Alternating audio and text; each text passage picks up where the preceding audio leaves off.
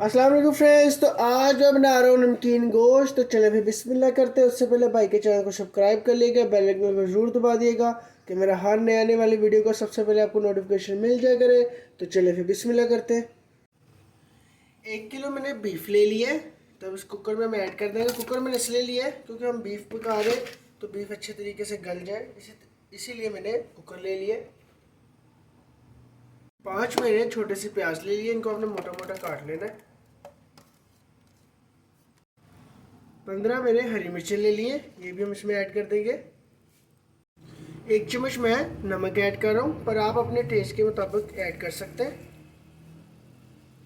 थोड़ा सा हम इसमें ऑयल डाल देंगे।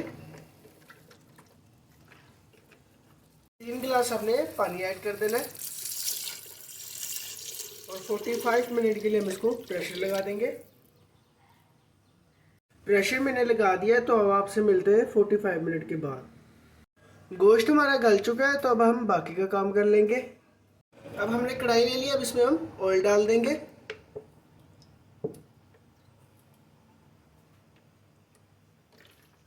हम अदरक लहसुन के पेस्ट को फ्राई कर लेंगे।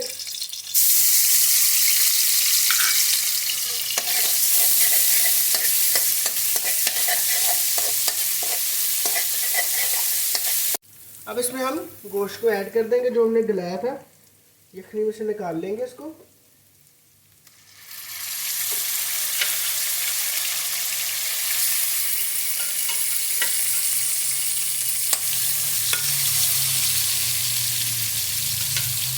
अब हम अपने गोश्त को अच्छे तरीके से 5 मिनट भून लेंगे।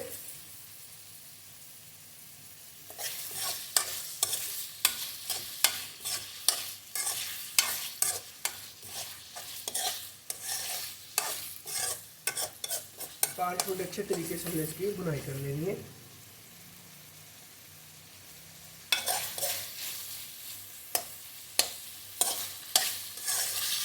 अब इसमें हम दही ऐड कर देंगे।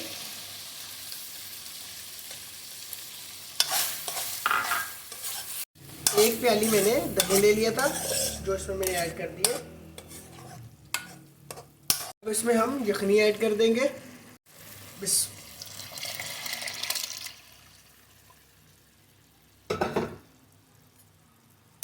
यखनी हमने ऐड कर दी है।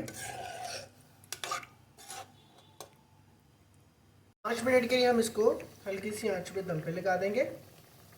तो नमकीन गोश्त हो गया हमारा माशाल्लाह तैयार। तो उम्मीद करता हूँ कि आज की मेरी आपको ये रेसिपी बहुत अच्छी लगी होगी। अगर अच्छी लगी है तो लाइक करें, शेयर करें, कमेंट करें। प्लीज़ अपने भाई के चैनल को सब्सक्राइब कर लिएगा। अल्लाह हाफिज़।